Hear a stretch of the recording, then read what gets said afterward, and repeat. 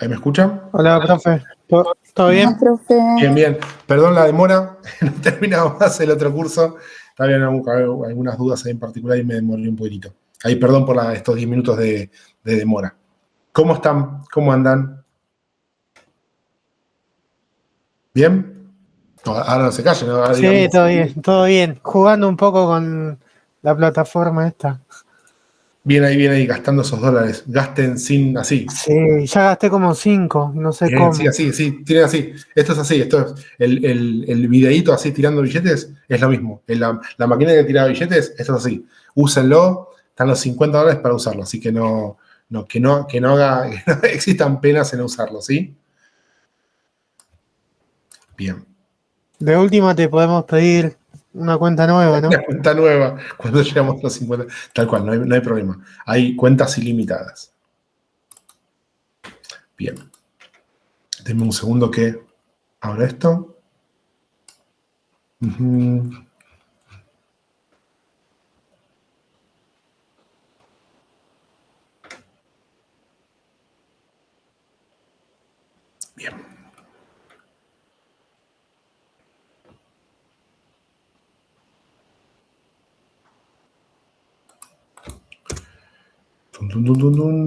Clase 12.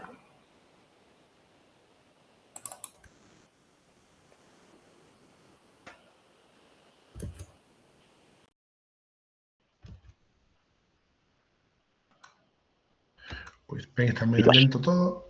Esta se va, esta se va y esta se va. Y venimos con nuestro amigo Vaz que nos ayuda a ejecutar los comandos. Ahí está.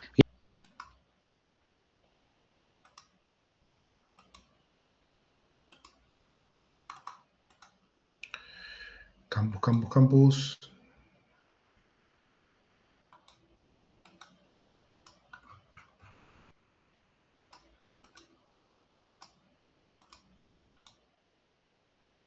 Bien. Ahí está, bien.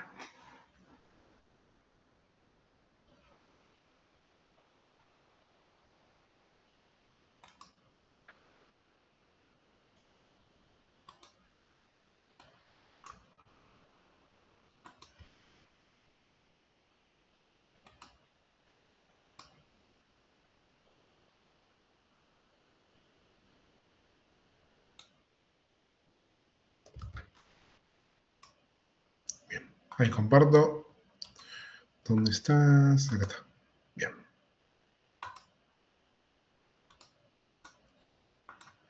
Díganme ahí si pueden ver la pantalla. Excelente.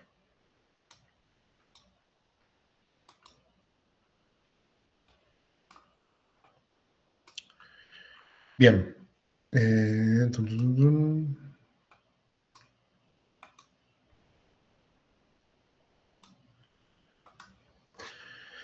Bien, enos aquí, clase número 8. Mañana tenemos el presencial, ¿sí? Recordemos que mañana jueves 8 vamos a continuar con la parte del laboratorio que no se alcanzó el tiempo, viendo Cognito, ¿sí? Algunos temas en particular. Vamos a ir cerrando, haciendo un recap en particular sobre lo que es la unidad número 10 y la unidad número 11 de base de datos y almacenamiento, ¿sí? Más que nada es un punteo sobre los servicios que parte de eso es lo que vamos a usar en los proyectos, sea un disco en un servidor virtual, sea un tipo de base de datos, no sé, una Redshift, un RDS, con un MySQL, una DocumentDB, que es una Mongo, sea la que elijamos, ¿sí? En particular, o la que utilicemos, en base a la tecnología o el tipo de uso, es un punteo sobre las diferentes opciones o temáticas, ¿sí? No quita eso que usemos ChatGPT, Gemini, Google, YouTube, lo que fuese, para buscar lineamientos sobre cómo acercarnos al proyecto, pero vamos a terminar también con un punteo de esas dos unidades de almacenamiento, base de datos, y lo que es monitoreo y escalada automático, ¿sí? Que es la unidad número 12. Bien, más allá de lo que vimos en la clase pasada, ¿quedó alguna duda respecto de estos conceptos? ¿Queda alguna duda en particular del laboratorio, la clase anterior, el último jueves, pasando lo que sería el feriado del 1 de mayo? ¿Alguna duda, planteo que quieran comentarme? Yo sí tengo una duda. A No ver. sé si lo habíamos visto. Cuando creamos una VPC, Sí. que viste que teníamos dos formas de hacerla. Una que era como que te lo hacía todo automático y Ujú, la forma manual. Bueno, cuando elegimos el sistema operativo que le queremos poner y todo eso, ujú. una vez que lo creamos, ¿cómo lo editamos? Porque lo quise hacer y no encontré la forma de editarlo. Y Editar bueno, el sistema, vos decís cambiar el sistema operativo. claro, sí. No, a una instancia virtual, a ver, vos tenés asignado un recurso, ¿sí? No sé, un CPU y un GB RAM, ¿sí? Y a eso vos le asignás un disco donde le metés Windows 2025, ¿sí? Si yo quiero usar el mismo hardware virtual y cambiar el sistema operativo, vos tendrías que cambiar el disco donde lo instalaste, ¿sí? Pero vos no podés a la máquina ya construida decirle, le borrón y cuenta nueva y le pongo en Linux, ¿sí? Se puede hacer una rotación de discos, por ejemplo, y ahí cambiar el sistema operativo. Ah, ok, listo. Es Porque como, quería hacer eso. es como una máquina física, ¿sí? Tengo mi máquina con mi disco y Windows 2025. Y tengo mi máquina 2 con Linux. Saco los discos, lo alterno, sacando la diferencia de los drivers, etcétera, poniendo que son dos máquinas iguales, ¿sí? Que en la nube pasa eso, no tenemos drivers en A y B. Roto los discos y cambié el sistema operativo en la máquina. ¿Sí? Ese es el concepto de la versión rápida de cómo poder hacerlo, uno de los métodos. Hay otros, sí, pero también sepan que todo lo que está instalado, sistema operativo, todo lo que es la AMI de instalación de lo que veo, está en el disco, en el volumen lógico, ¿sí? En el EBS. Si yo creo otra instancia y roto los discos para mantener los recursos, puedo hacerlo, pero también podrías crear una nueva máquina de instancia virtual con el nuevo sistema operativo y tendrías lo mismo, salvo que vos tengas asignada, por ejemplo, un Elastic IP ahí y quieras conservarla y no rotarla, o quieras hacer algo que justifique que rote los discos y deje el hardware virtual, ¿sí? Buenísimo. Bien. La clase 7 les había pasado, por acá.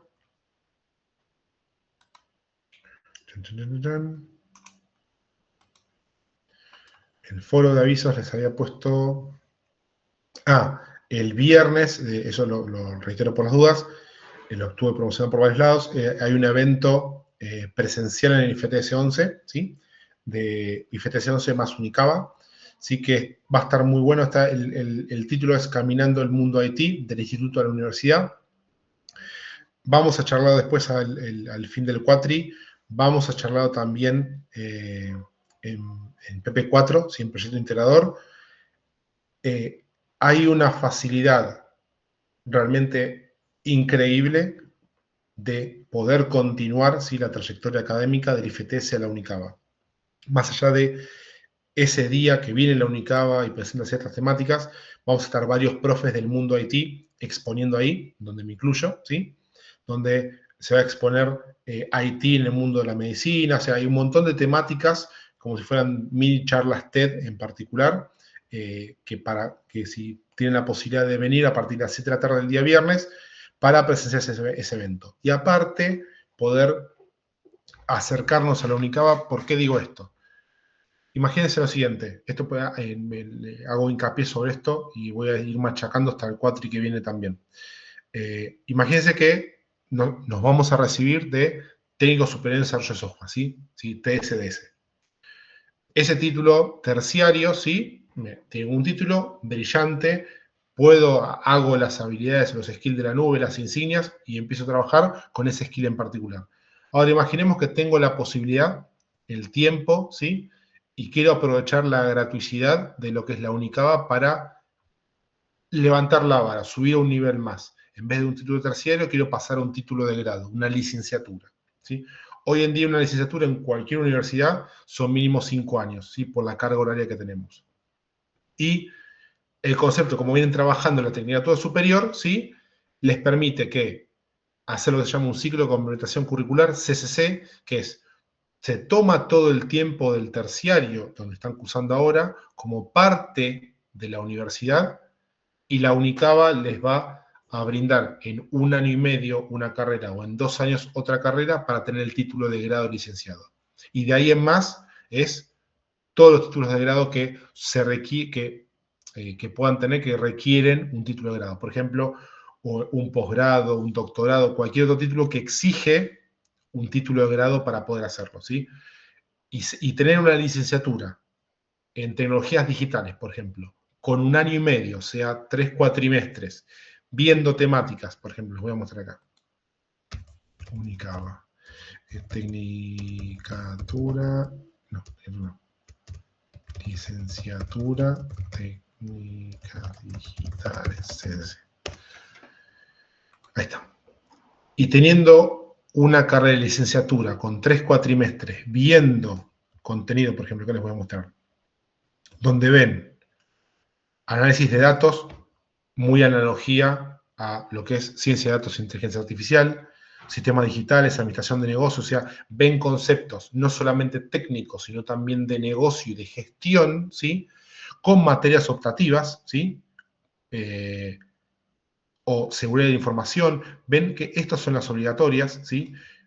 Clases presenciales y virtuales, ¿sí? En 3 cuatrimestres pueden tener un título de grado. Entonces, no existe facilidad en ningún otro lado que tome los años de una tecnicatura, digamos de un nivel anterior, ¿sí? de cursada, y lo tome como parte de la carrera, ¿sí? De una universidad. Entonces, el concepto viene a hablar sobre eso. Y va a venir personas de la UNICABA, chicos que ya se recibieron, que yo los tuve como alumnos, que están cursando la UNICABA, van a contarles cómo es la realidad cara a cara de lo que están cursando, cómo es la dinámica, cómo ven los temas, ¿sí? Y aparte, la UNICABA para presentar o contarles en primera persona como universidad esa articulación brillante que tienen disponible. Que les puedo decir, esto es como una oferta que no existe en ningún lado que con 1 año y medio, ¿sí? Te puedas recibir de licenciado.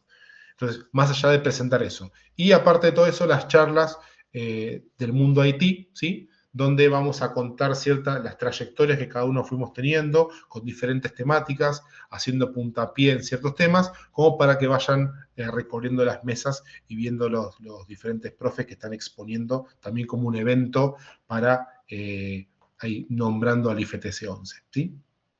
Entonces quería un poco comentarles eso. La clase asincrónica del miércoles 30, ¿sí? Fue, ahí les puse estos 2 laboratorios que hicimos, ¿sí? Y pregunta, en líneas generales, estos laboratorios eran un poco para complementar una especie de paso a paso, ahí ya te dejo, Gaby, paso a paso, lo que vimos en el lab presencial, ¿sí? Donde vamos a crear en una parte una red en particular y en otro exponer un servidor. ¿Era el laboratorio que hicimos en el paso a paso de la diapositiva? No, no era el mismo, ¿sí? Era un lineamiento más paso a paso de una guía, puntillosamente cómo ir módulo a módulo, elemento a elemento para poder hacerlo, ¿sí? Como para tener una guía rápida de cómo duplicar y cómo hacer conceptualmente otro desarrollo, pero sí tenerlo como ejercicio. ¿Sí? Eso si no lo pudieron hacer, en el momento disponible que tengamos, si quieren hacerlo, fue una actividad sin nota optativa, por decirlo de una manera, pero los incentivo a que lo vayan haciendo. Eso por un lado. Sí, Gaby, antes que continúe. Quería comentar por esto que va a pasar el viernes, esa reunioncita de la UNICABA y demás, para que los alumnos cuenten y demás. Si es obligatorio registrarse para el evento, porque nosotros el día viernes, al menos los que rendimos pronto y back, tenemos doble parcial. Sí. Y a ver, capaz nosotros, qué sé yo, terminamos más antes el primer parcial y bueno, pasarse así de pasada para ver. ¿El mismo viernes tienen parcial presencial? ¿Bien? Sí, doble parcial, por eso. Capaz si terminamos más antes el primer parcial que está ahí y no solo 1 hora, no sé, capaz podemos, no sé si se puede, podría pasar así de una. Sí, pueden pasar tranquilamente, o sea, pueden pasar, hay un formulario de inscripción que creo que les mandé el link en el grupo de Teams, de Telegram. Ese link, inscríbanse ahí, simplemente por tener una dimensión del volumen de personas que van a ir, pero pueden tranquilamente acercarse, sí, no hay ningún problema. Bien, para sacarme esa duda. Buenísimo, gracias ahí, Gaby, por preguntar. Profe, Sí. está como, ¿hay como un cronograma de esta charla? O digamos que si llegamos, no sé cuándo voy a terminar el parcial yo, por ejemplo, que curso No, con no UBAC. es que vos llegás a las 8 y te perdiste las charlas de cosas. Son todos mesas que van a estar con diferentes temáticas, pero vamos a estar repitiéndolos o trabajando de diferentes ángulos. No hay una temática que de 8 a 8:30 está Rodrigo, de 8:30 cosas está el profe Fer. No, es más libre la temática, ¿sí? Y más una especie de exposición, ¿sí? Es como una expo, ¿sí? Donde puedes ir a cualquier hora y los stands están disponibles y las temáticas las vamos a ir trabajando de diferentes formas, pero vamos a ir repitiendo el contenido, sí. Así que no hay problema por el tema del horario, ¿sí? Ah, bueno, gracias. Nada, por nada. Esperen que... Ahí está, bien. Ya tenemos, salvo algunas personas que tengo que revisar, no tenía grupo, ya los grupos están conformados, ¿verdad? ¿Alguien de los que estamos acá le falta grupo? Levante la mano. ¿Estamos todos? Sofi. Bien, y Sofi, ¿dónde está? Espera, acá está. No tiene grupo Sofi. Vamos a ver cuántos asignamos ahí. Miren que vamos a hacer algo fácil. Datos. Número de grupo. Vamos a ordenar. Ahí está. Bien. Sofi, vos estabas por acá. Ordenó cualquier cosa. No. Vamos vuelta.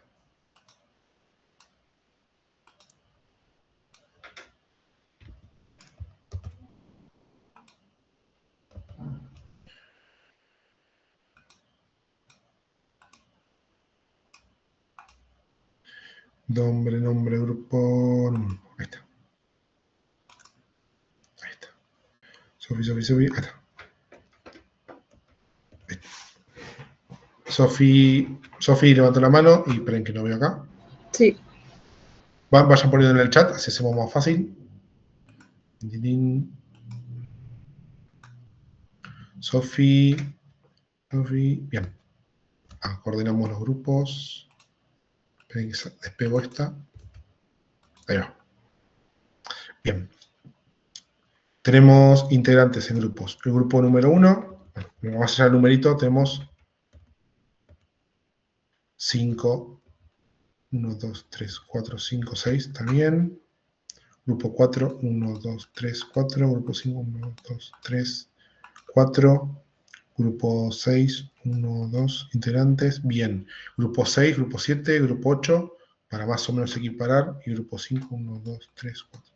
Bien, Sofi, grupo número 6, no sé si está por acá Brenda y Mayra. ¿Están por acá? Sofi, que ponemos en grupo 1, tentativamente grupo número 6, ¿parece? Yo no tengo problema.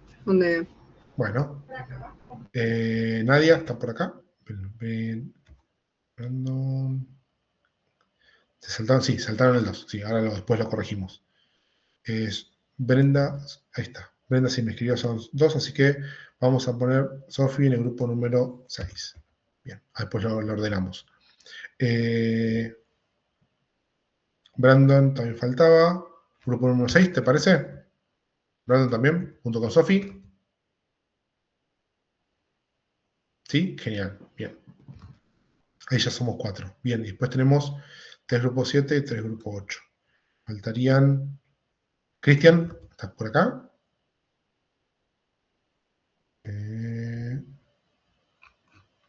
Cristian, yo también estoy sin grupo. Bien.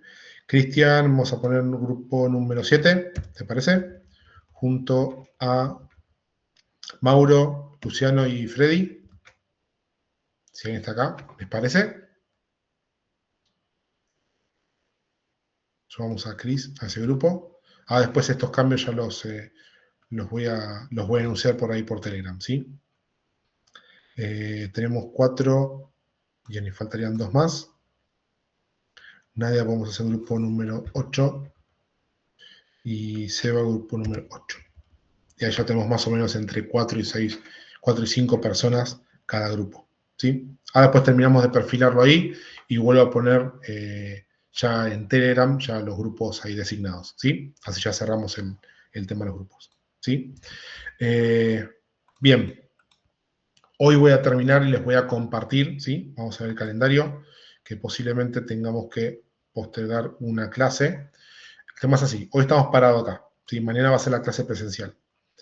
Faltarían 2 semanas, ¿sí? Para la entrega del proyecto. O sea, el 29/5, 22 días, redondeando, para la entrega del proyecto. Por ahí, esto lo movemos una semana más, depende cómo congeniemos mañana, ¿sí?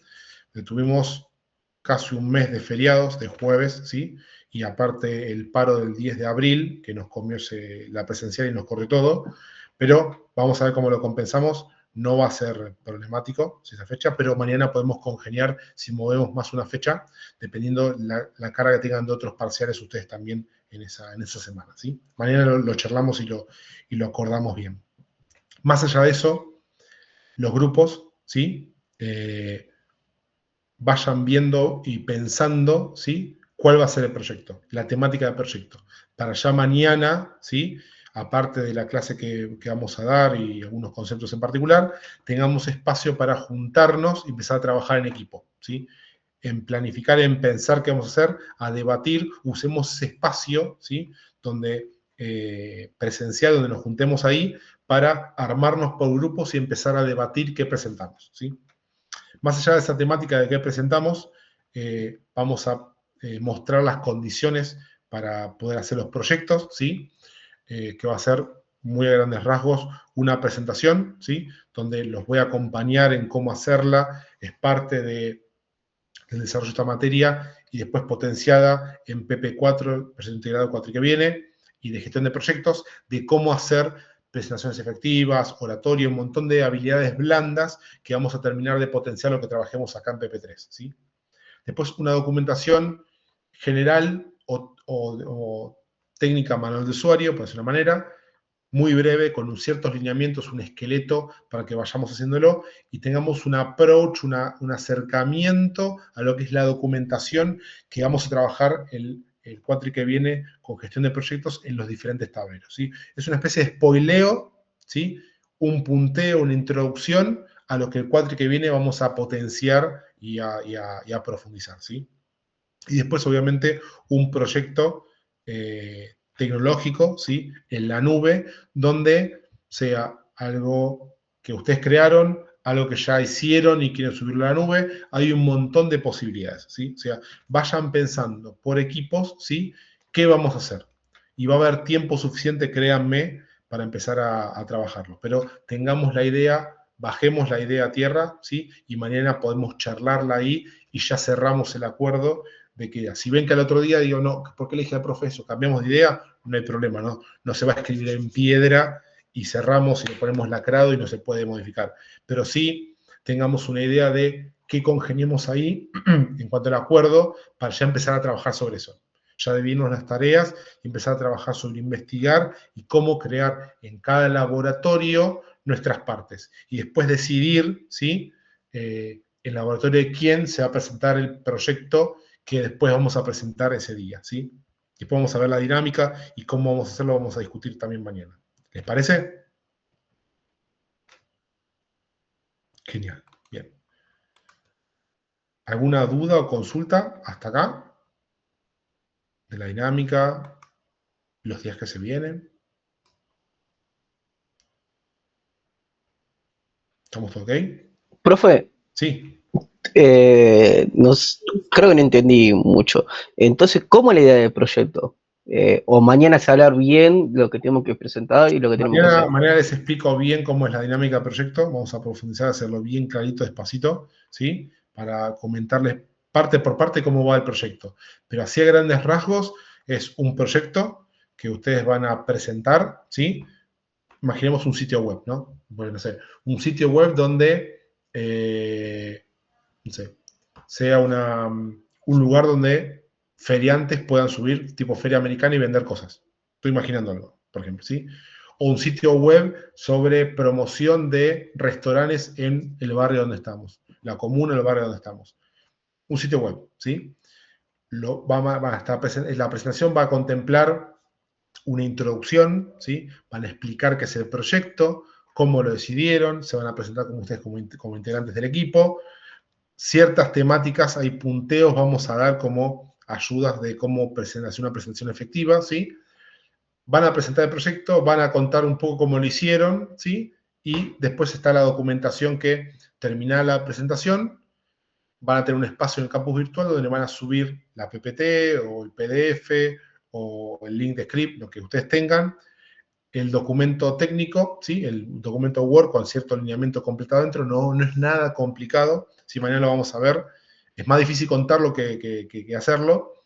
Y eso, una vez que lo suban, hasta tal fecha, voy a corregir eso y eso va a ser la nota individual / grupal que tengan. ¿Sí? Gracias, profe.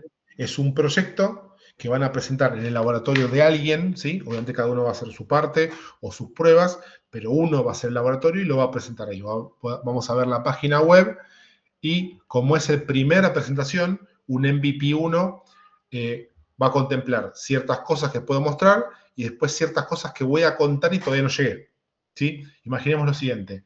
Publiqué el sitio, hice el login con Cognito, pero algo no me funciona, está medio ahí dado vuelta, te falta una vueltita rosca para que funcione, cuento hasta dónde llegué, cuento cuál es el objetivo, cuál es el horizonte, y después cuento los desafíos que voy a tener, ¿sí? O sea, no nos privemos también de contar lo que estamos pensando, hacia dónde estamos yendo, por más que no esté terminado o falte todavía el logro. Vaya manera vamos a charlar también ahí tranquilamente, ¿sí? Dale, gracias, profe. No, al contrario. Bien, que vamos a ver. Denme un segundito.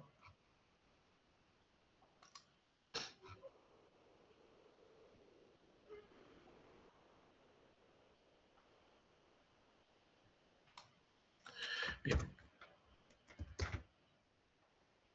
888, acá está.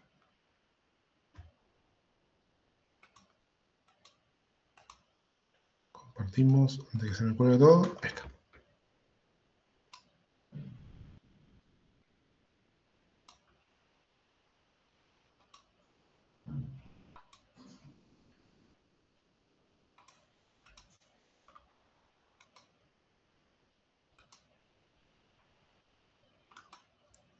Bien, voy a habilitar la clase 8, así que estamos bien.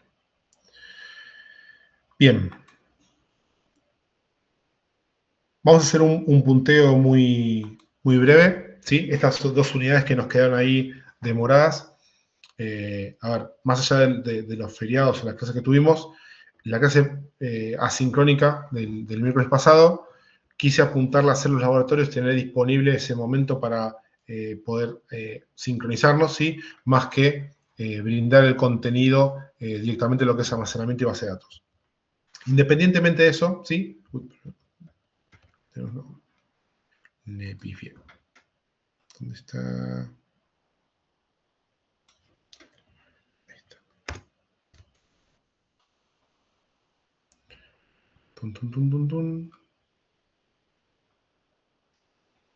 Esta unidad temática que voy a poner ahí disponible en el campus virtual, que es la unidad número 10 y 11, almacenamiento y base de datos. Igual manera vamos a repasar algunos conceptos en particular, ¿sí? Lo más importante de todo esto es entender los conceptos del tipo de almacenamiento que tenemos y los tipos de base de datos, que algo estuvieron por ahí desarrollando en base a la carrera, pero entender cuándo uno es usable, si asertivamente utilizable, y cuándo puedo usar de otra manera. Básicamente, dentro de lo que son la vertical de almacenamiento, tengo 3 o 4 grandes tipos de almacenamiento, ¿sí? Lo que es S3, los buckets S3, vamos a nombrarlos o escuchar nombrarlos hasta en la sopa, ¿sí? Son unos tachitos, ¿sí? Unos contenedores, básicamente almaceno objetos. o un archivo de una foto, un PNG, una hoja estilo, un CSS, un HTML, un JS, almaceno cualquier tipo de objeto o elemento, ¿sí? EBS son el tipo de archivos que, fíjense que es como expandible, que es el que voy a usar con las máquinas virtuales. ¿Se acuerdan el que teníamos 30 gigas y lo subimos a 35, 40? Ampliamos ese volumen lógico. Bueno, EBS va a ser ese tipo de archivos. Después, FS es un tipo de almacenamiento tipo file system. File system, ¿a qué apunta? Es un tipo de cómo se maneja el sistema de archivos que yo voy a estar almacenando. Windows tiene, por ejemplo, sistema de archivos X, ¿sí? Después en Linux voy a tener otro sistema de archivos, X4, X3. Son diferentes nombres de cómo el disco que tengo, cómo ordeno los índices, cómo ordeno la información adentro y cómo la compagino y la accedo. Eso va a ser el sistema de archivos. Este FS es un tipo de sistema de archivos también escalable, ampliable, de modo que me permite compartir carpetas, almacenamiento con otros sistemas y poder conectarlos, ¿sí? No solo a través de instancias virtuales, sino a través de la red. Y después S3 Glacier, que es el bucket. ¿Ven acá la diferencia que vemos acá? ¿Qué diferencia hay entre este tachito y el tachito de arriba? Esto es encontrando las diferencias. Que uno tiene el cosito congelado. Exactamente, cosito congelado, exactamente. El Glacier va a ser un almacenamiento S3 de menor acceso, ¿sí? En rapidez, pero más barato, ¿sí? Eso es un poco el ímpetu de eso.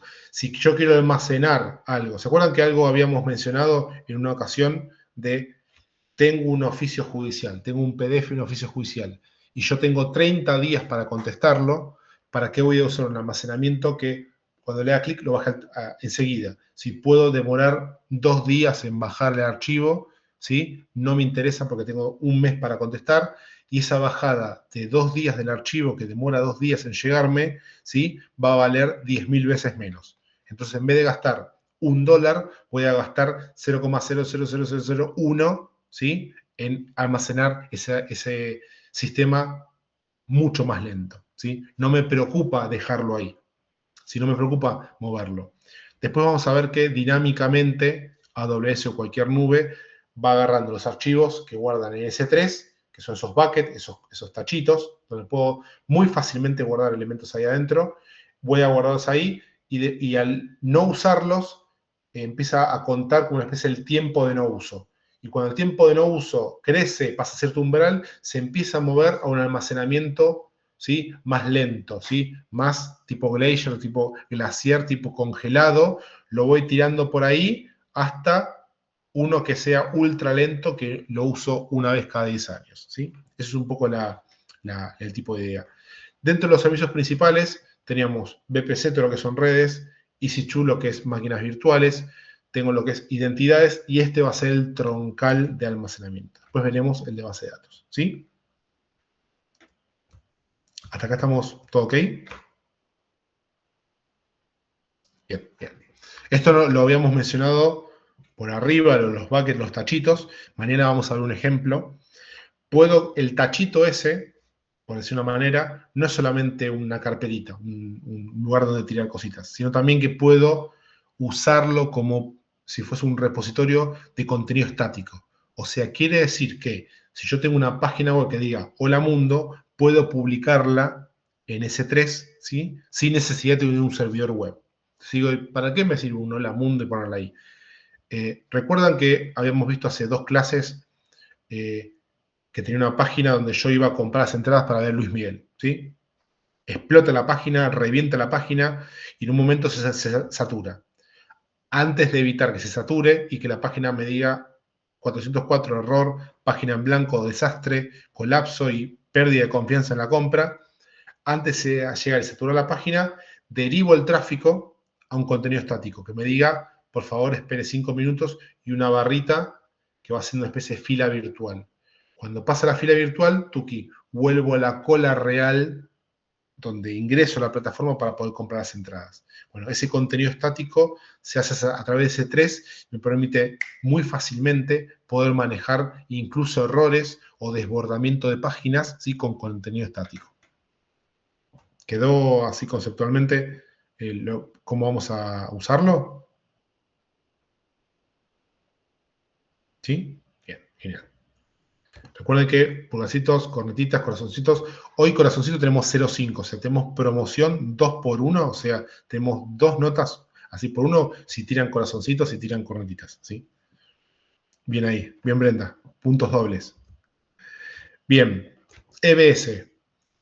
Acá viene, lo que quiero que nos llevemos hoy son 3 conceptos en particular de almacenamiento y 3 conceptos particulares de base de datos. ¿Sí? Vamos a ser muy concisos en esto, así mañana vemos lo que es elasticidad y podemos jugar con crecer elásticamente servidores y decrecer para que puedan contener cualquier tipo de carga. ¿Sí?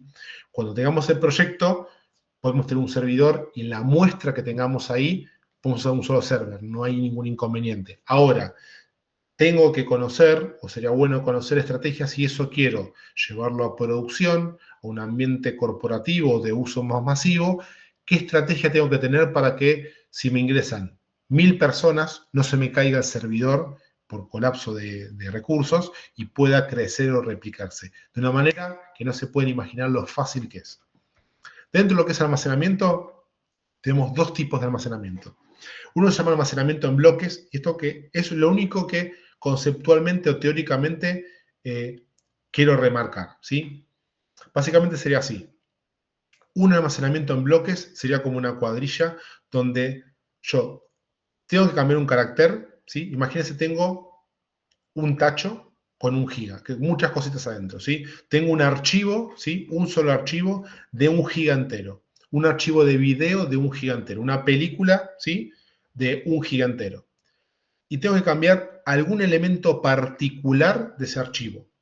Como si pudiera ingresar a la película y le cambio un frame, le cambio un elemento sin dejar todo lo demás, lo dejo igual, le cambio una partecita. Tengo que solamente modificar un cuadradito, ¿sí? De los 12 que hay ahí. El almacenamiento en bloques, ¿sí? Se cambia un bloque en particular, ¿sí? Que contiene ese carácter. Y el almacenamiento de objetos, como es el S3, tengo que actualizar todo. Entonces significa que con lo que vimos recién, yo tengo un archivo, imaginémoslo así, de 1 terabyte, 1000 gigas, ¿sí? Un archivo de texto, una base de datos de 1000 gigas, pero un bloque enorme, una base de datos, ¿sí? De 1000 gigas. Y tengo que cambiar un solo campo. El campo que me dice Rodrigo de minúscula a mayúscula, ¿sí? Estamos hablando un solo carácter en un archivo de 1000 gigas, ¿sí? Un solo carácter, un solo elemento de ahí adentro, de mi base de datos, ¿sí? Que está como un solo archivo monolítico gigante, ¿sí? Si voy y lo pongo en un almacenamiento en bloques, voy a modificar el bloque mínimo, ¿sí? De ese archivo de 1000 gigas, con lo cual por ahí voy a modificar 1 mega. Entonces, mi transacción para actualizar la base de datos completa, ¿sí? Va a ser una partecita, voy a hacer una pintadita de cuadradito. Ahora, si mi base de 1000 gigas la meto en S3, que es un almacenamiento en objetos, y yo le cambio un carácter, voy a tener que transferir los 1000 gigas enteros para poder modificarlo, ¿sí? Quiero que nos quedemos con ese concepto. Uno va a ser, modifico una partecita, y el otro, cada vez que modifico algo, tengo que hacerlo todo de vuelta, ¿sí? Le envías otra vez todo el archivo. Todo otra vez el archivo, ¿sí? Es como, vamos a hacer una analogía, como un auto, en el lado izquierdo sería como rompí el paragolpes, le cambio el paragolpes solo. En el lado de la derecha se rompió el paragolpes, tiro el auto al diablo, ¿sí? Y compro un auto nuevo. Te va a hacer toda la transferencia de vuelta del elemento completo, ¿sí? Más allá de estas instancias, o el tipo de volumen, es lo que vamos a tachar a nuestro servidor virtual. ¿Se acuerdan que tenía el server virtual? Sí, la máquina que están consumiendo dólares, están haciendo así, gastando plata. Tenía un disquito asignado, un volumen lógico. Ese volumen lógico puede ser de 2 tipos. Por detrás, recuerden que yo podía configurar qué tipo de volumen tenía, ¿sí? Si era un disco de estado sólido, un disco electrónico, ¿sí? No tiene partes móviles. Estamos hablando de lo que está almacenado en el data center de AWS, no visto por nosotros. O un volumen que es un disco HDD, ¿sí? Un disco físico que tiene partes móviles. Si es una parte móvil sobre un plato, o sea, tiene una menor velocidad, pero ciertos contextos de más barato, vamos a decirlo así.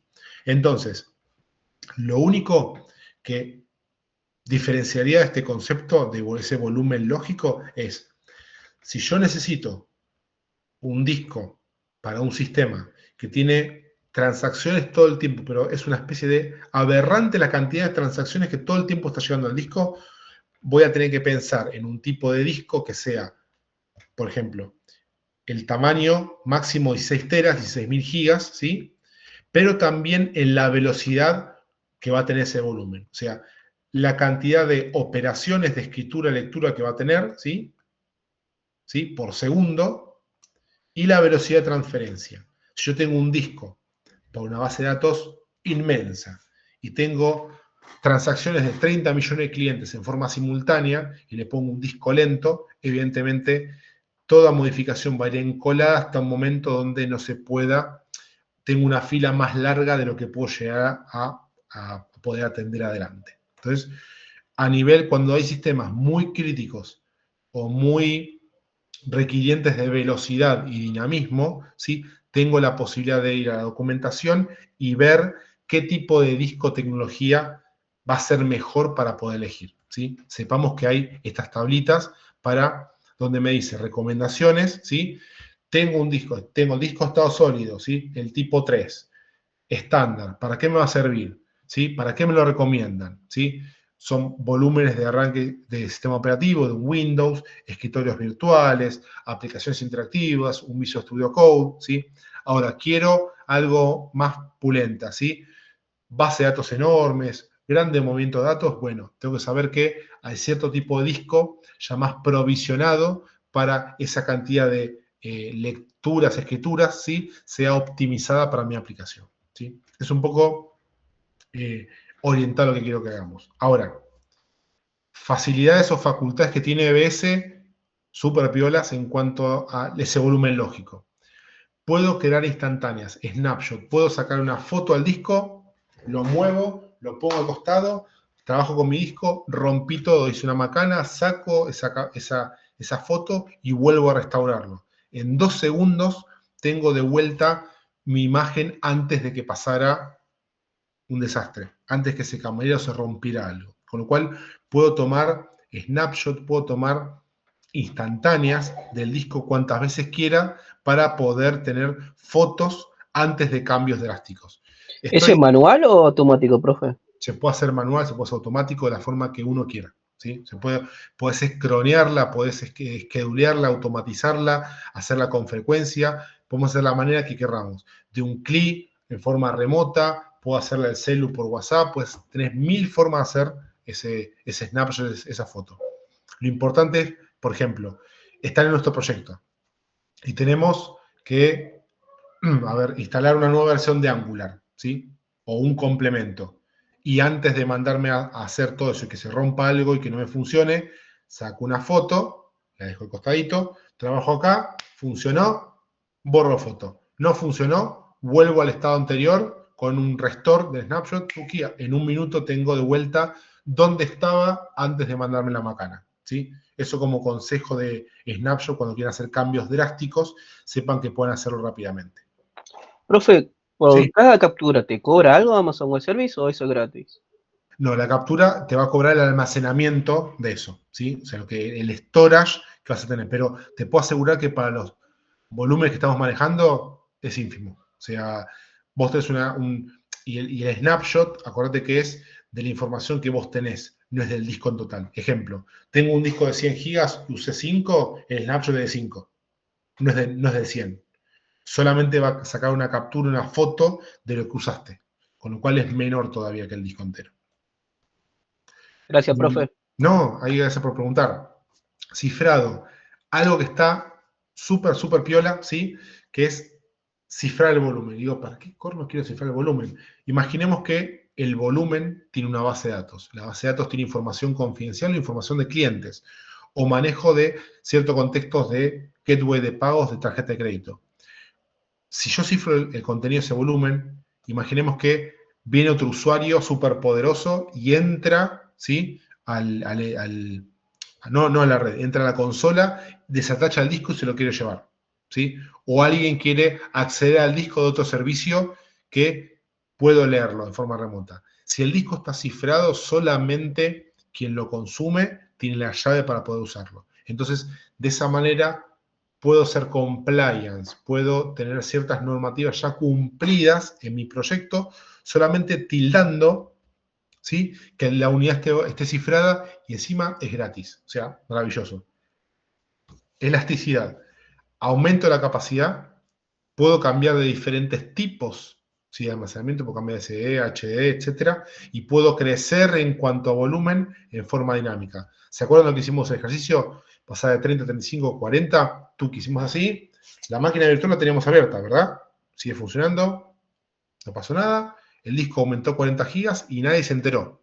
No es como en el on-prem que tengo que sacar el disco, lo pongo el disco. O si tengo que hacer una tarea de mantenimiento, un equipo virtual, un SX, un VMware, por ejemplo, un KVM, etcétera, puedo hacerlo dinámicamente, pero tengo un costo, ¿sí?, posible de un microcorte en el servicio dependiendo qué tipo de virtualizador tenga. En este caso particular, amplío el disco sin ningún tipo de corte o disrupción.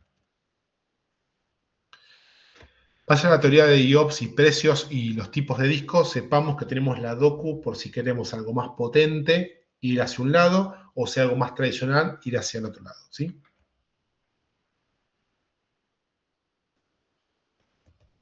Bien.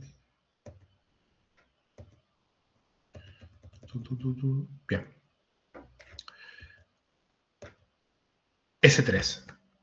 El caballito de batalla, Bucket S3, lo vamos a ver hasta en la sopa, se usa para, no se imaginan, en todos los conceptos y proyectos, creo que no hay uno, desde billeteras virtuales, gateway de pagos, plataformas de manejo de datos, data analytics de servicios de Fórmula 1, lo que ustedes se imaginen, siempre en general hay un S3 dando vuelta o el equivalente de otras nubes, ¿sí? Básicamente es un servicio que lo que está por detrás no tengo ni idea, no sé si es un Linux, Windows, un disco gigante, chico, no tengo ni idea, pero tiene una durabilidad extremadamente alta, ¿sí? Fíjense la cantidad de nueves que tengo de garantía de que lo que está ahí adentro se siga conservando eternamente, ¿sí?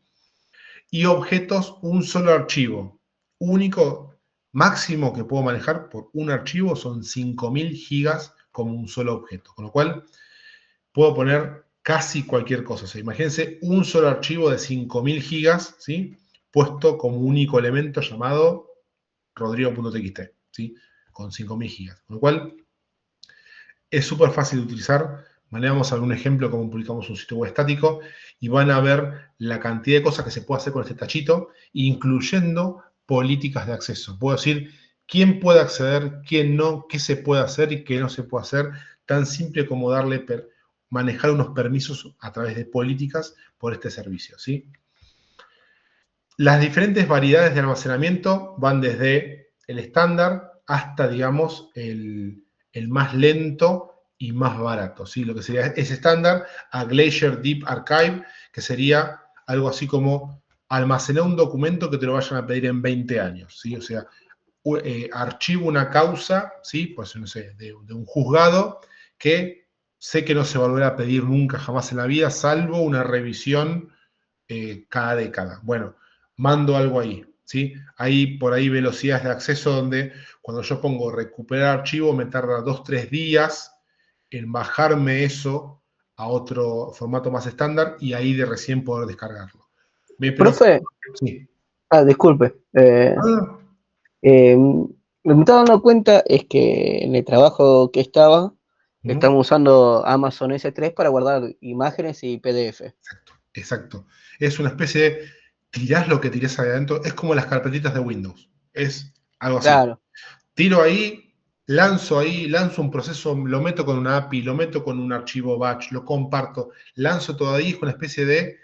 Y no tenés limitante de un disco, por ejemplo. Yo te digo, Edgardo, mira, tenés un disco a 100 gigas. Vas tirando, en un momento se llena. ¿Sí? O sea, como Google Drive, exactamente, pero mejor. Porque Google Drive vos tenés un tope. ¿Sí? Vos pagás el Google One y tenés 1 tera, 2 teras, si tenés el combo de Gemini, tenés 2 teras de disco, pero hasta 2 teras se llena. Una vez que llegaste a 2 teras, ¿qué pasa? No hay más almacenamiento. Acá es infinito. O sea, Y además, por lo que me dijo mi jefe, es barato. Creo, no sé baratísimo. cuántos archivos teníamos y creo que está pagando $1.50 por mes o menos. Vos fijate que si yo creo una instancia virtual y un disco atachado, tengo que tener la máquina virtual prendida, compartiendo el disco a través de la red, pero para tener ese espacio, ese disco, tiene que haber una máquina prendida, ¿sí? Con Windows, por ejemplo, compartiendo archivos. Acá en el S3 no tengo máquina prendida, es un tachito, una especie de carpeta que está tirada ahí donde yo le meto las cosas. ¿Qué tiene por detrás? No tengo la menor idea ni tampoco me interesa, ¿sí? No hace falta tener máquinas prendidas para que ese espacio esté disponible, ¿sí? Por eso es más barato. No pagas costo de una máquina. Che, ¿qué máquina pongo para ese disco compartido? Tengo una unidad mapeada de red, ¿sí? Tengo mi carpeta que se llama películas, ¿sí? Y la comparto. Tengo un servidor que comparte esa carpeta. Si el servidor es lento y empiezan todos a acceder, ¿qué va a pasar con el rendimiento de copia? Va a bajar. Imagínense 100 personas copiando al mismo tiempo en esa carpeta compartida o en una compu que tengamos nosotros. Se vuelve en un momento lento hasta no puedo ni mover mi máquina. Está usando el disco a full, mi máquina no se puede ni mover, me rompen todo, se alentiza todo. Acá lo tiro ahí y no se alentiza nada, porque no hay una máquina que esté compartiendo, o que veamos, que soporte eso por detrás. No hay un Windows Server, no hay un Linux, un Ubuntu, un Amazon Linux corriendo para compartir la máquina, que si lo saturo, me anda todo lento. Así que es barato, es rápido, es escalable y no me preocupo por los límites porque no lo tiene, ¿sí? Y además la documentación es muy buena, es fácil de utilizarlo. Además la docu para integrarlo con todo es súper, pero piensen que S3 creo que fue el primer servicio que se creó en 2006. O sea, estamos hablando que tiene casi 20 años. El año que viene creo que va a ser fiesta de S3. En el evento del reInvent, el diciembre del año pasado, en Las Vegas, había un S3 ahí dando vueltas, como dando una premonición de el año que viene se cumplen 20 años del servicio. Así que imagínate una evolución tecnológica de un servicio durante 20 años, o sea, y que se sigue utilizando, con muchas más características, obviamente, pero durante 20 años fue como el caballo de batalla de lo que es la nube, o los inicios en la nube. Bien, a nivel de lo que es el bucket, ese tachito, bucket es tachito o cuba, tachito en inglés, ese bucket básicamente tenemos una forma de ubicarlo, ¿sí? Si ese objeto, esa carpeta está permitida para que se acceda a Internet, o sea, hay algo que vamos a verlo mañana, que se llama BPA, que es Block Public Access, es bloqueo el acceso a Internet, sí o no. Si no está bloqueado, todo lo que tenga ahí es accesible a Internet. Si está bloqueado, solamente por políticas puedo accederlo, ¿sí? Voy a poder consultar ese archivo, no a través de un disco compartido Windows. Puedo accederlo desde una URL. O sea, puedo poner un PDF en ese archivo compartido y a través de una página web, ¿sí? Una URL en particular, poder consumirlo. Entonces imagínense que pongo el programa de la materia y lo subo a un S3. Y después les creo un sitio llamado desarrolloenlanube.com.ar/programa-la-materia.pdf. Y el dominio lo apunto ahí, automáticamente se descarga en ese PDF. No hay servidor Apache, no hay Internet Information Server, no hay servicio web, no hay frontend, no hay backend, no hay login, no hay nada, y lo publico directamente ahí. Por eso es tan versátil ahí, como decía Edgardo. Bien, los buckets, la redundancia que tienen a través de la región. Tengo el nombre del bucket, que sería como la carpetita. Tengo los archivos, puedo crear subcarpetitas. Mañana vamos a ver un ejemplo práctico de cómo poder gestionarlo. ¿Cómo lo accedo? Cualquier forma de AWS. Consola web, línea de comandos, SDK de integración a través de Visual Studio Code. La forma que se me antoje, puedo llegar a consumirlo, ¿sí? Más allá de eso, tiene más beneficios, como diciendo, y todavía más, como decía ahí en la tele, sí, cifrado, puedo almacenar contenido estático para presentar con 2 clics un sitio web, puedo tener copias de seguridad y versionado. O sea, ¿cómo versionado? O sea, yo pongo un archivo, programa la materia.pdf. Mañana, pum, le tiro el mismo. Me va a guardar un versionado de modo que diga, ¿sabés que la manqué en el cronograma? Vuelvo atrás. Puedo tener un histórico de versionado y volver a versiones anteriores del archivo sin ningún tipo de costo adicional, ¿sí? Solamente el costo de almacenamiento. Con lo cual, tengo un montón de facilidades, ¿sí? Que me permiten incluso para usar grandes volúmenes. Calculen que un archivo puede hasta pesar 5.000 gigas, un solo archivo, ¿sí? Puedo manejar grandes volúmenes de datos de forma súper fácil, sin ningún sistema operativo que colapse. Imagínense un archivo de 5.000 gigas. ¿Sí? Solamente piensen esto y le doy doble clic en Windows y lo intento abrir. La máquina se me revienta, primero por el antivirus tratando de escanearlo, después tratando de abrir un archivo de 5.000 gigas que no me da la capacidad, y después de 10 minutos se me revienta la máquina. Esto lo tengo ahí disponible y no hay nada, sistema operativo por detrás que me impida poder usarlo. ¿Sí? Es habitualmente súper útil para... ¿Vieron las camaritas IPs que tenemos por diferentes lados que guardan info en la nube? Pueden guardar en un OneDrive, etc. Uno de los más habituales utilizados porque no tienen límite de capacidad son los S3, los buckets S3. Archivos, programas, una APK para descargar una nueva versión de un programa. S3 es como el ideal, porque tiene versionado, tiene cifrado, tiene todo lo que necesita como para poder avanzar. Más allá de los precios de S3, por gigas, por transferencias, y no pagamos por las transferencias entrantes, todo lo que yo deposite, si hago un formulario, una página estática, donde la gente comparte imágenes, todas esas transferencias entrantes, todo lo que la gente comparte y transfiere ahí, no paga, ¿sí? Todo lo que es tráfico entrante. Tiene una súper alta tasa de disponibilidad y durabilidad, ¿sí? Este efecto tengo que sacárselo, me quedó horrible el efecto. Bien, después toda la cantidad de solicitudes es muy estilo tipo página web, ¿sí? Donde get, obtengo algo, put o copy, o sea, son todos parámetros de HTTP, ¿sí? De lo que sería el protocolo de transferencia o sitio web, y puedo manejarlo esto como si fuera un elemento publicado a través de un sitio web sin tener que preocuparme por lo que esté por detrás. Okay. Qué lento que iba.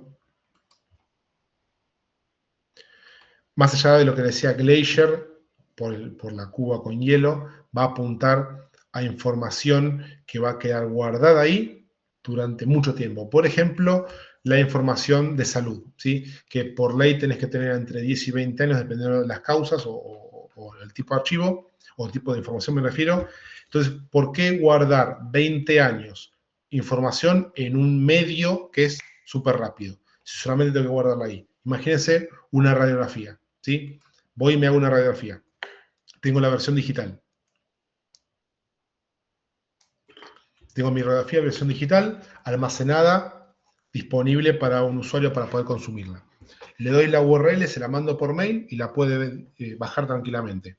Pasa un mes, borro la URL, paso la info a Glacier, por ejemplo, y la dejo ahí durante 10 o 20 años si la normativa o la legislación me lo exige, a un costo 1000 veces más barato.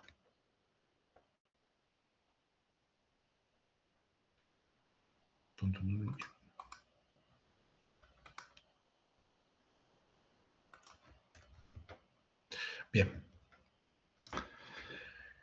Ahora, pregunta de examen de certificación, pregunta juego, como hicimos la vez pasada.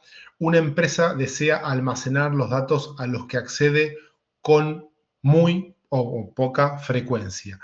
¿Cuál es la solución, ¿sí?, más rentable a nivel financiero, más barata, que podemos considerar, ¿sí?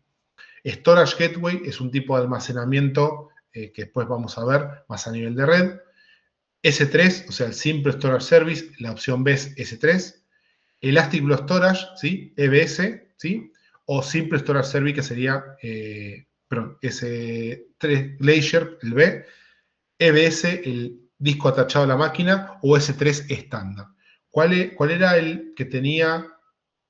No me importaba tanto el acceso, sino que era más barato, porque voy a poner algo ahí que por ahí voy a poder ver dentro de años, quizás. ¿Se acuerdan cuál era la opción? La B, creo. La B, Glaciar, ¿sí? Era la opción más rentable donde voy a colocar algo ahí donde no me va a preocupar demasiado que pueda acceder dentro de un tiempo. Recursos adicionales, tenemos links o el punteo sobre información adicional, ¿sí? Básicamente diferencias o qué usar en uno u otro, o la explicación de FSBS y S3, la diferencia entre almacenamiento en objetos o almacenamiento tipo en bloques. Lo que estuvimos viendo, queremos profundizarlo, tenemos los links ahí también disponibles, que esto lo vamos a subir ahí en el campus virtual. ¿Sí? Terminado lo de... Y acá vamos a puntear muy brevemente también lo de base de datos. Quiero que nos quedemos con algunos conceptos en particular, ¿sí? Bien. 4 tipos, por lo menos, punteados de base de datos, que vamos a ver: RDS, DynamoDB, Redshift y Aurora, ¿sí? Ahora, RDS, ¿sí? Vamos a ver que por ahí va a ser casi como el que van a utilizar en sus proyectos. Y vamos a ver por qué, ¿sí? Recordemos que a nivel de AWS tenemos 2 grandes tipos, ¿sí?, de conceptos. El serverless sin administrar y el administrado. De modo que uno no gestiona nada, lo consumo, pongo algo ahí, funciona, y otro donde yo manejo ciertos conceptos, ¿sí?, de la plataforma, donde si hay errores, no funciona, me hago yo responsable de eso. Una instancia virtual, ¿sí? Un servidor web en una instancia virtual. ¿Es un servicio administrado o no administrado?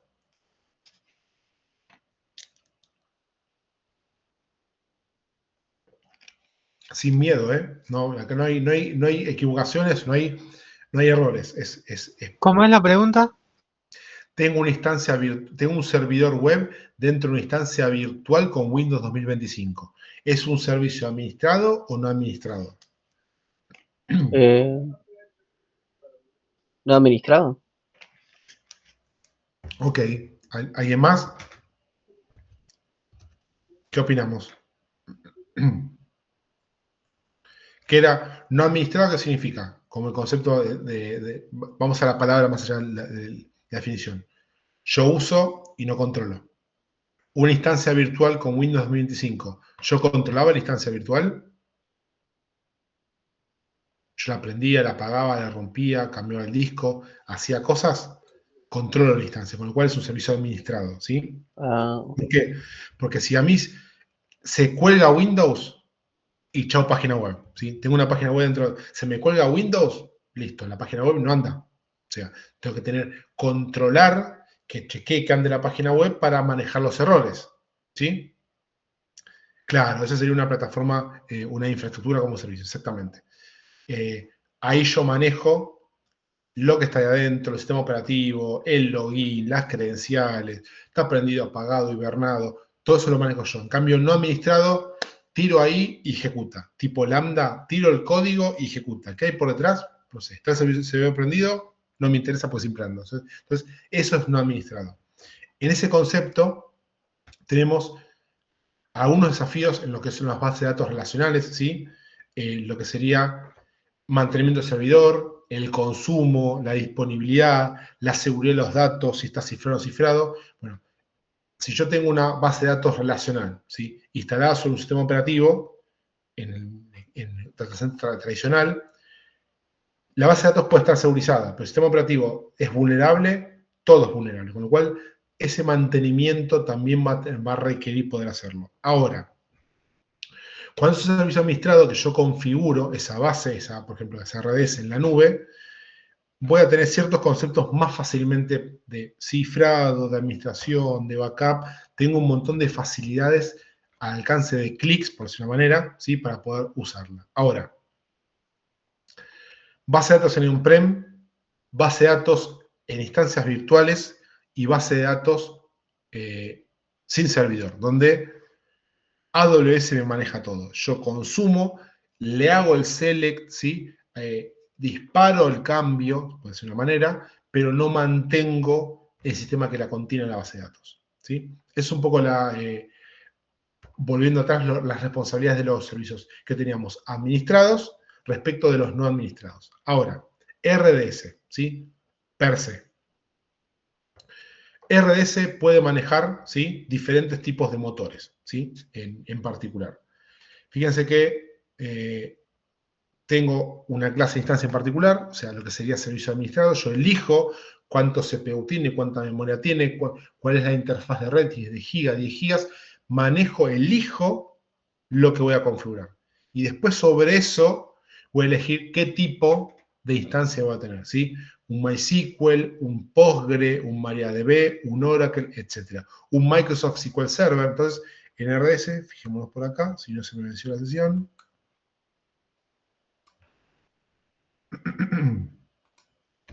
¿Se venció? Oh, se venció. Rayos. Denme un segundito.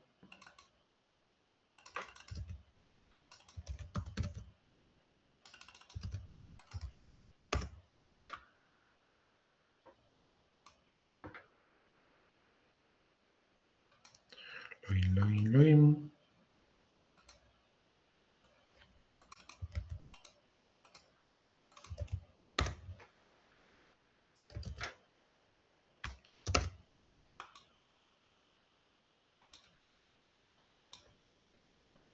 Bien. Mientras carga.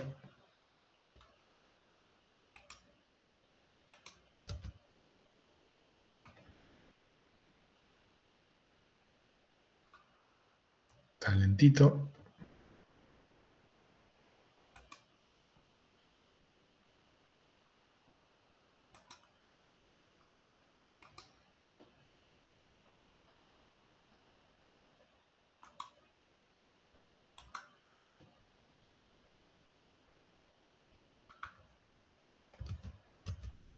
Tú puedes.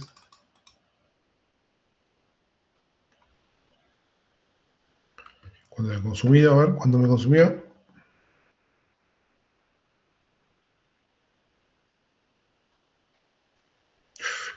Bueno, no está mal. Bien. Mientras cargamos eso, ahora voy a mostrarles esas opciones. Entonces, RDS, voy a poder elegir qué tipo de instancia es y el motor de esa base de datos, ¿sí? El motor de esa base de datos relacional que voy a poder elegir. Ahora, ¿cómo es RDS en mi casa, en mi VPC, en mi red en particular, ¿sí?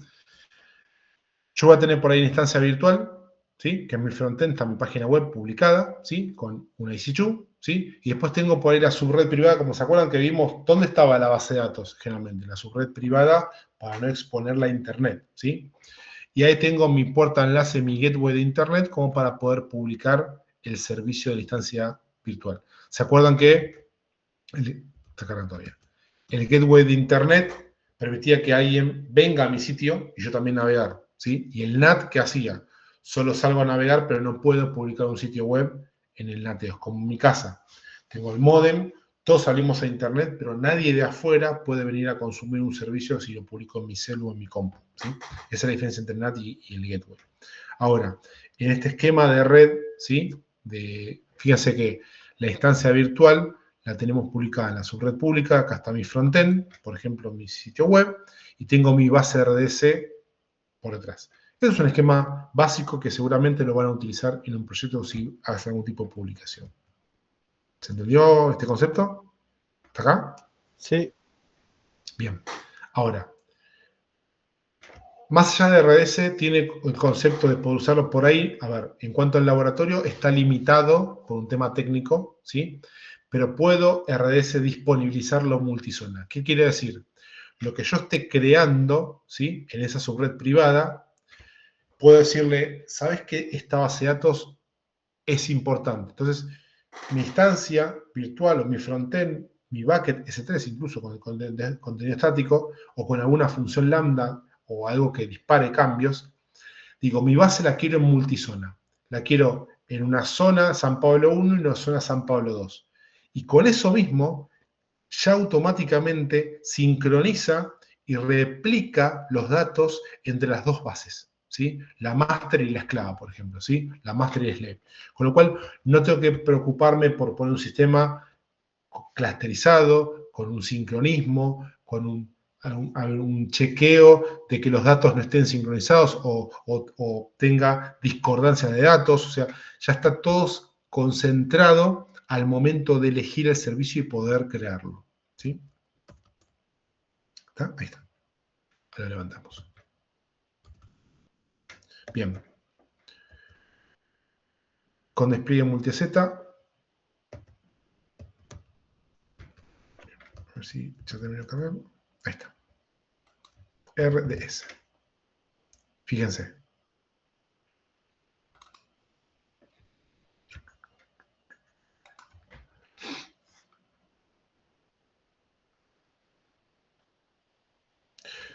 Virginia, ¿por qué pasó RS ahora con RS? Dashboard, bien, de distance. Creo una base de datos, ¿sí? Voy a crear una base de datos en particular.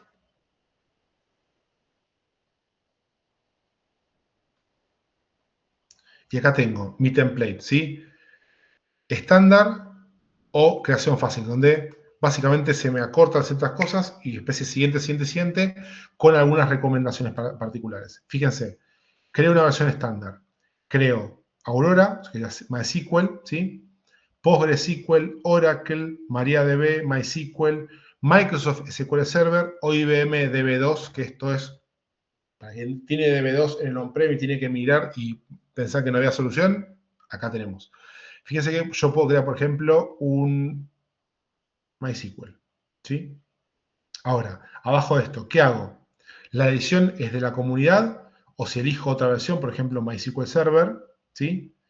RDS, una versión Express, el Server Express, la versión que me va a costar la licencia, por ejemplo, un Enterprise Edition, tiene un costo adicional, o sea, voy a poder manejar las versiones que tengo de cada motor.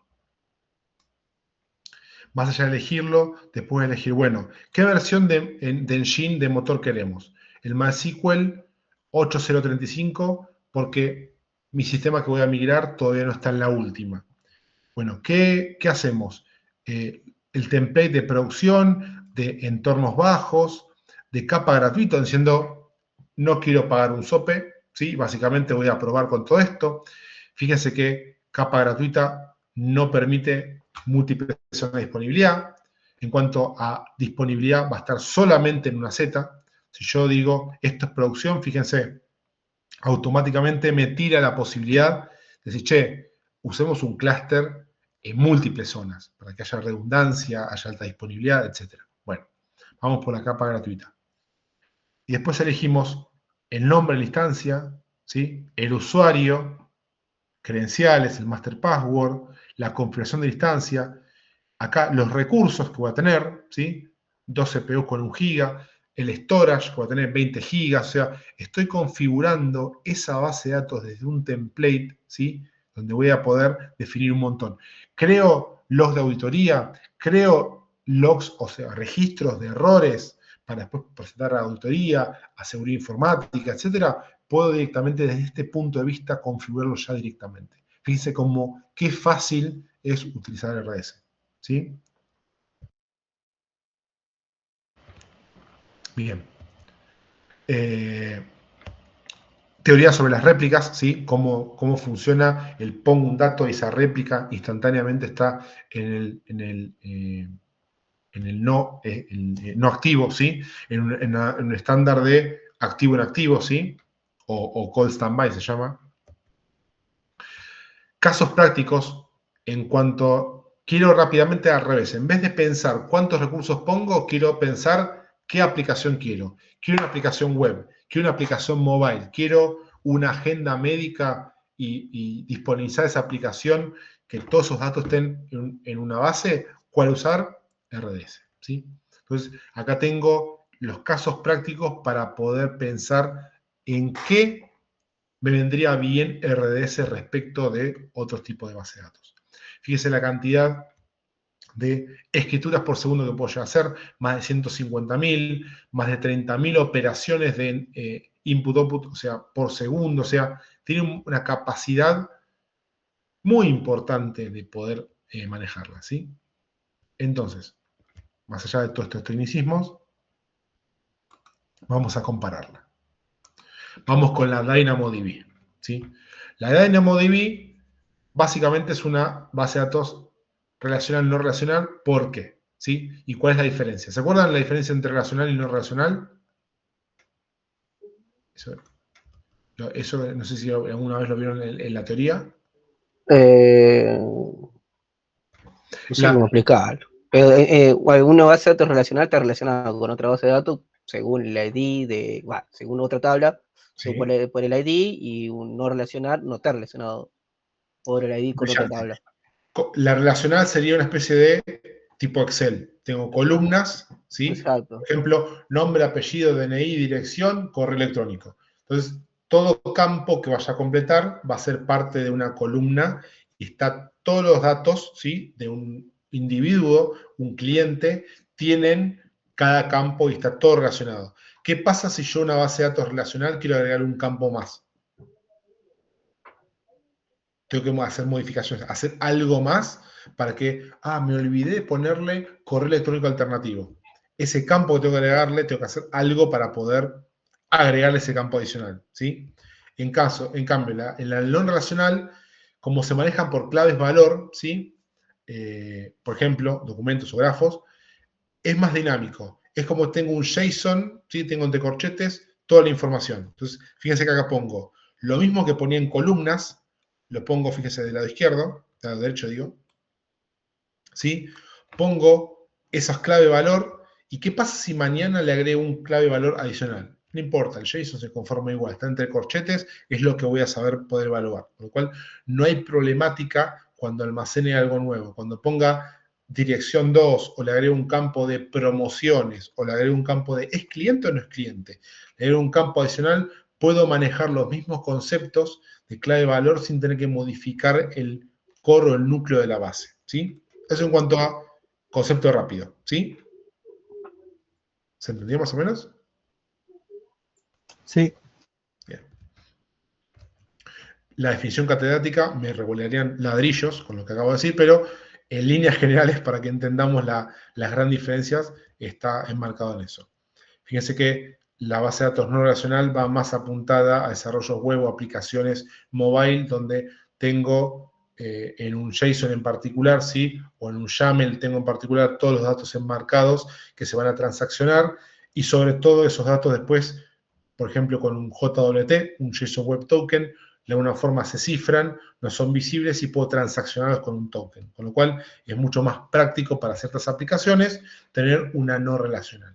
Ahora, DynamoDB es una base de datos NoSQL, ¿sí? Básicamente que va a tener ciertos beneficios, sobre todo para nivel de escalabilidad, ¿sí? Y lo principal, casi limitado almacenamiento. Es como una especie de C3, versión de base de datos, ¿sí?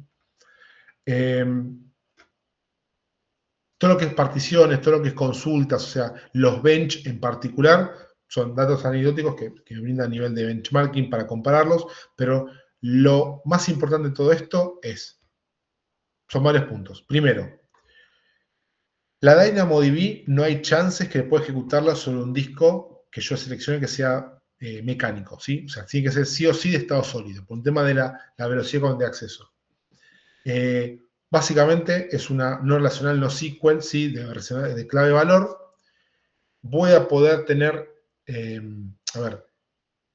a diferencia por ahí la RDS va a estar más pensada con esos clave valor para poder consumir con una app, por ejemplo, con lo cual va a ser mucho más fácil la integración a través de llamadas de APIs, ¿sí? O sea, yo tengo mi aplicación mobile, ¿sí? Donde tengo mi aplicación Rodrigo.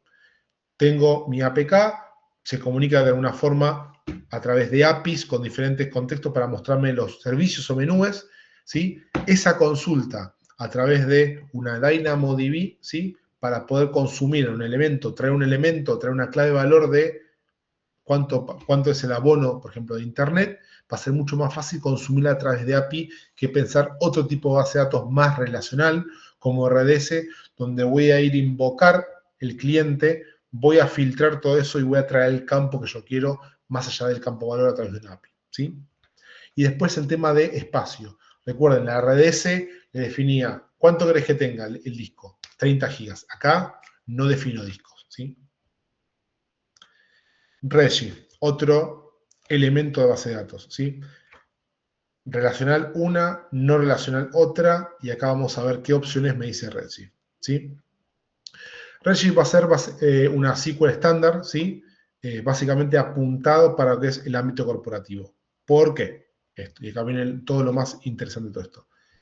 Si yo tengo una base de datos extremadamente gigante de petabytes, o sea, de millones de gigas, ¿sí? Pues de una manera, o sea, ya exageradamente gigante, no voy a poder tener una RDS porque el almacenamiento sería miles de dólares por día, ¿sí? Con lo cual no es escalable, no está bueno y el límite de definir un disco inmenso para manejar esos volúmenes no va a dar la capacidad para hacerlo. En cambio, Redshift viene como una solución para manejar, ¿sí? Esos extremadamente gigantes datos de una manera súper directa a través de ¿quiénes tenemos ahí como caballito de batalla? Nuestro gran amigo que va a solucionar toda la vida de lo que vayamos a poner a través de vínculos como si fuera una alocación de espacio en contenedores, en S3, ¿sí? En bucket, mejor dicho. Entonces, puedo manejar exabytes que ya se van, fíjense, ponemos cuántos gigas exabyte. Bien, 1 por 10 a la 9, o sea, 1 0 y 8 ceros más de cantidad de gigas. O sea, ya estamos hablando de más de 1000 millones de gigas, ¿sí? Pues una forma de almacenamiento a nivel de base de datos. Imposible de imaginar o de manejar esos volúmenes de datos en ciertos tipos de bases, ¿sí? Ahora, puntos a tratar, clientes en particular que sean compatibles con Redshift para poder consumirlo, ¿sí? Hay aplicaciones de integración, hay conectores, hay ODBCs en particular para manejar Redshift. Eso vamos a ver algunos ejemplos en particular, pero tengamos la idea de, ¿va a ser Redshift quizás lo usemos en nuestro proyecto? Puede ser para probar, no hay ningún tipo de impedimento, pero está más pensado para apuntar a un ámbito empresarial donde tenga un JDBC o un ODBC, ese conector que yo defino, por ejemplo, en Windows para conectarme a la base, para poder consumirlo, más pensado para un cliente SQL tradicional, potente, robusto, con almacenamiento casi infinito, ¿sí? Es un poco esa orientación. Redshift, más que nada, va a apuntar a tratamiento de lo que sería Big Data, con lo cual tengo extremadamente información a rolete, pues una forma donde tengo que hacer consultas de esa información súper abismal. Imagínense que si tuviera una base de datos de cada persona del planeta con su vida entera hecha en PDF, ¿sí? Contada, un diario íntimo de cada persona del planeta publicada en un PDF.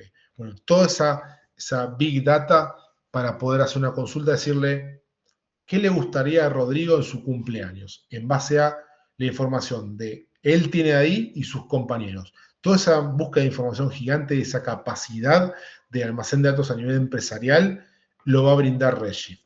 Entonces, pensemos de volúmenes enormes. Uso como servicio, yo apunto, por eso no le defino capacidad, por eso no le defino cómputo, no le defino límites de memoria, CPU, nada. Yo voy, consumo y tiro información hasta millones o billones de gigas, ¿sí? Entonces, Redshift va a estar apuntado básicamente a un almacén rápido, pero que tiene, ¿sí? una intención de manejo de extremo de información, ¿sí? Los clústeres de Redshift que se van creando tienen una supervisión de AWS. Yo no me caliento, hablando mal y pronto, del mantenimiento del control, las réplicas también, ¿sí? Hace procesamiento en paralelo, con lo cual si yo tengo varios nodos o clústeres en particular y mando una búsqueda ultra intensiva, abre como varios canales de búsqueda, no se satura un canal en particular, o sea, tiene como un montón de contextos de una real base de datos abismalmente empresarial, ¿sí? Es un poco el tinte que se busca con este tipo. Recordemos entonces, súper resumen. La relacional, no relacional, teníamos, ¿cuál era la primera que habíamos visto? La relacional.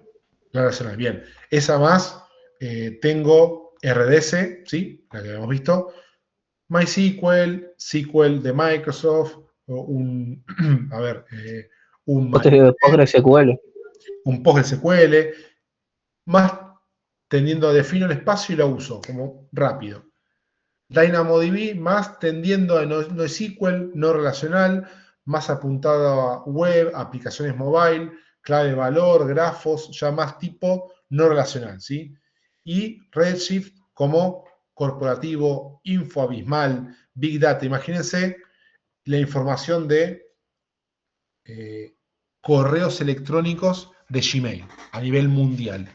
Y tengo que hacer una búsqueda o la base de datos de Google de las páginas, de los índices. Y pongo, no sé, una palabra clave. Pumba, y me lo busca en menos de un segundo. Buscó en 14.000 millones de páginas. Fíjense cuando yo pongo así, pongo google.com, no sé si alguna vez lo vieron. Y pongo, buscar cualquier cosa, no sé. Pongo PSG y tiré la búsqueda. Fíjense que en alguna parte cuando busco ciertas noticias me va a tirar. Hizo 11.000 millones de páginas buscadas en 0.5 segundos. ¿Sí? Ese valor que está puesto ahí es una búsqueda extremadamente rápida y una base de datos infernalmente gigante. Bueno, a nivel corporativo, Redshift sabemos. Ahora, Aurora. Es compatible con MySQL y PostgreSQL, ¿sí? Tiene ciertos condimentos en particular que me permite la aplicación de ciertos parches o automatizar ciertas tareas, con lo cual va a ir, ¿sí? A ver, ¿en qué contexto? ¿Sí? Es más simple de uso, ¿sí? Pago levemente menos que otras bases de datos del estilo MySQL o Postgre, no soporta SQL nativo, ¿sí? Entonces, ¿para qué voy a usar este tipo de esquemas de base de datos o motor de base de datos? Fíjense que es básicamente abaratar costos, ¿sí? Y la necesidad de no gestionar parches o el contexto de seguridad de ese entorno. Entonces, Aurora, por ejemplo, alta disponibilidad. ¿Cómo? Y acá vienen algunos ejemplos en particular de cómo generamos alta disponibilidad en diferentes zonas o acetas, ¿sí? Con respecto a Aurora. Hay un caso particular de cómo rearmo un archivo de registro. Alguna vez, no sé si tuvieron que rearmar un índice, un archivo de registro en particular de una base. Bueno, vamos a verlo conceptualmente después mañana, en la clase presencial, algún caso en particular, pero básicamente que cuando rearmo un índice, rearmo una estructura extremadamente grande y compleja, tengo un tiempo de indisponibilidad, ¿sí? En ese compendio de esa tarea, como si estuviera reiniciando una instancia virtual. Bueno, Aurora lo que va a hacer, ¿sí? Me va a facilitar, ¿sí?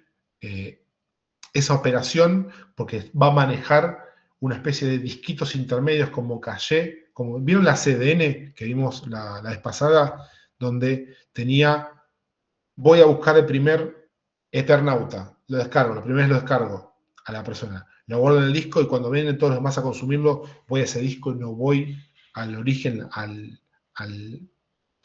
Virginia del Norte, por ejemplo, descargado de vuelta. Aurora va a hacer lo mismo, va a manejar una especie de caché que me va a permitir de alguna manera tener ciertos beneficios en cuanto a la velocidad de latencia o cuando haya que reconstruir ciertos parámetros o índices, ¿sí? Ahora, si me preguntan, ¿cuáles son las más típicas? Proyecto de ustedes, seguramente RDS o seguramente DynamoDB, ¿sí? Por ejemplo. O un DocumentDB que es una MongoDB. Más para ese estilo. Todos los demás son más ámbitos corporativos, más ámbitos donde importa la latencia, el caché, la velocidad de IOPS que tiene, la cantidad de consultas o tráfico que puedo manejar, lo he dicho así burdamente, con lo cual me va a importar más eso, ¿sí? que un tema de espacio, ¿sí? ¿Se entendió básicamente? ¿Sí? Ahí, bien, brillante. Bien. Ahora, después tenemos varios mapeos de qué quiero hacer y qué uso. Hay ciertas recomendaciones para poder mapear esto.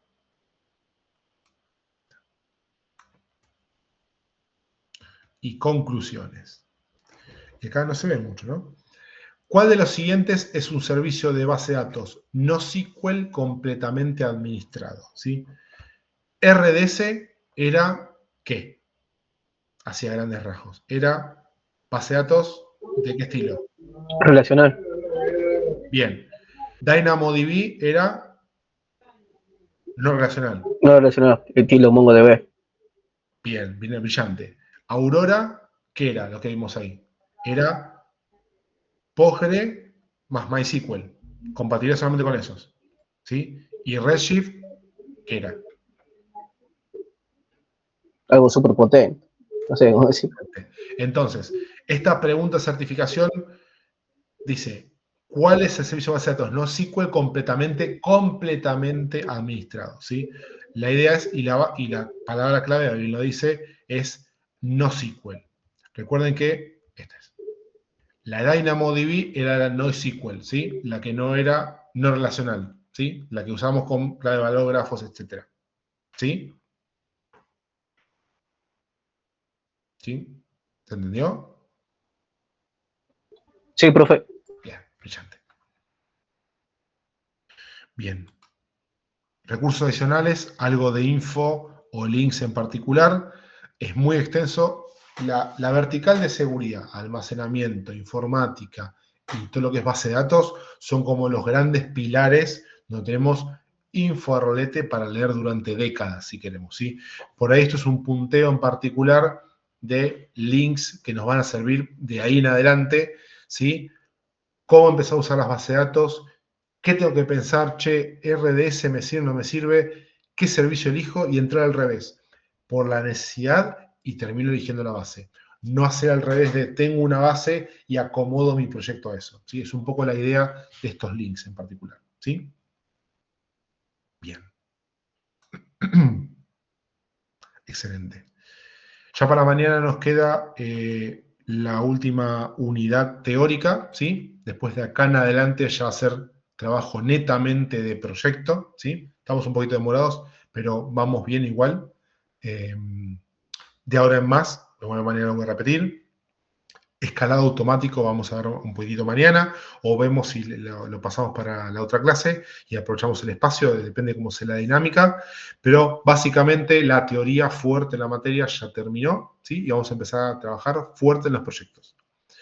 Cada equipo va a tener su espacio de Meet para poder reunirse, yo me voy acoplando a esos espacios, ¿sí? Y vamos a ir trabajando en conjunto de cómo nos vamos a manejar, cómo nos vamos a dividir los temas. Así que mañana les vamos a contar la dinámica de cómo de acá hasta que termine el cuatri, cómo nos vamos a ir manejando, ¿sí? No nos preocupemos si hay conceptos que no están por ahí bajados a tierra, que tengamos que, o que no nos resuenen. Vamos a ir con la práctica jugando, ¿sí? Y abriendo esos espacios para poder bajar a tierra todos esos conceptos y poder practicarlos, ¿sí? Créanme que el proyecto va a bajar todos esos conceptos y la necesidad de cómo era esto de resolver una problemática nos va a obligar a ir y buscar el tipo de servicio, sea el material de referencia, sea una ayuda, ChatGPT, Gemini, vale todo, ¿sí? En esa búsqueda, esa sinergia, esa adrenalina en ir a buscar eso, vamos a ir aprendiendo y bajando todos esos conceptos de cómo desarrollamos los proyectos. Créanme que se hacen maravillas con los proyectos y se aprende un montón. Así que nos vemos mañana. Si tienen alguna pregunta o duda. Profe, yo le quería preguntar, Sí, que disculpa, no te quería interrumpir la clase. No. Con respecto a los grupos, Sí. yo en realidad estaba en el grupo con Lucho Canici y con Arthur Cañari, Sí. del grupo 7, que ya empezamos a trabajar, pero no sé por qué no se habrá guardado en la planilla o algo, pero para avisarte. Sí, pues ya habíamos arrancado con eso. Bien. Espérame. ¿Dónde estás? Yo estaba, ahora me pusiste en grupo 8, está el fondo final. Espera. Allá. ¿No se guardó El la grupo- planilla? No sé, nos había anotado, yo mismo nos había anotado porque habíamos arreglado con Sí. ellos dos para estar. Eso así que que- la planilla se autoguarda. A veces se pega manqueadas, no te preocupes que me ha pasado. puede pasar, por ahí me confundí también.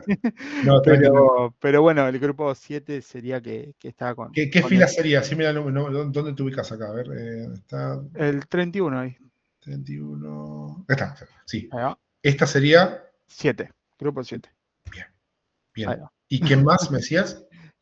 No, estaba con Arthur y con Lucho. Vi que ahora agregaste a Cristian a Mauro, así que ahora nos vamos a estar, Mauro Maidana, mandando un mensajito a ver si bien. cómo lo sumamos. Vamos a hacer una cosita. Esto es controlar. Vamos a reordenar. A ver cómo quedan los números, ¿no? Denme un minuto. Número grupo. Ahí está. Bien. Vamos a poner así. 2.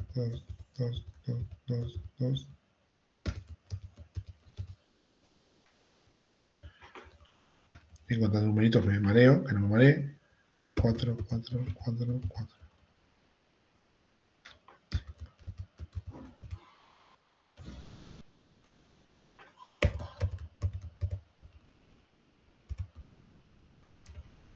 Bien. Está bien ahí, ¿no? O sea, vos quedaste en el grupo, se va acá, grupo 6, ahora reordenado como grupo 6, pero quedaron integrantes, 1, 2, 3, 4, 5 integrantes del grupo 1, 1, 2, 3, 4, 5, 6 integrantes del grupo número 2, grupo 3 con 1, 2, 3, 4 integrantes, 1, 2, 3, 4 integrantes del grupo 4, 1, 2, 3, 4 integrantes del grupo 5, 1, 2, 3, 4, 5 integrantes del grupo 6 y 4 del grupo 7. Está perfecto. Bien. Está bastante bien distribuido. Gracias ahí por avisarme. Gracias a vos, perdón, te interrumpí. Guardamos la planilla, voy a hacer así, importar, compartir, hacer una copia, descargar. Que no se me rompa nada. Ahí la descargamos por las dudas. Bien.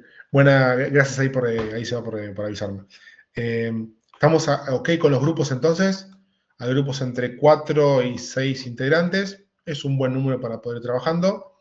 Si hay algún movimiento en particular, algo que queramos hacer, veámoslo mañana. Si estamos de acuerdo con esto, yo ahora mando después en Telegram la definición de los grupos y ya a partir de mañana ya vamos a ir congeniando lo que vayamos a pensando, ¿sí? Y los que ya tengan algo armado, ya pensado, a ver, no digo que traigan el proyecto, sino compartir algo que tengan, brillante, aunque sea una hoja, o la idea, o comentarme para ver dónde vamos a estar orientados con el proyecto, si podemos aportar algo en particular, y les voy a ir mostrando cómo vamos a hacer con las presentaciones, que la idea es que potenciar el mostrar lo que vamos aprendiendo, ¿sí? Lo que vayan congeniando y ir viendo cómo va a ser esa dinámica, ¿sí? Así que nos vemos mañana. Mil gracias ahí perdón por este bombardeo de 2 unidades en un día tan cortito, pero quería hacer un ping-pong sobre esas 2 unidades para que no quedaran descolgadas y mañana nos vamos viendo, ¿sí? Dale, chao, profe. Hasta mañana. Por todo, mañana. Gracias. Chao, Hasta mañana. Chao. Chao, Mari. Chao.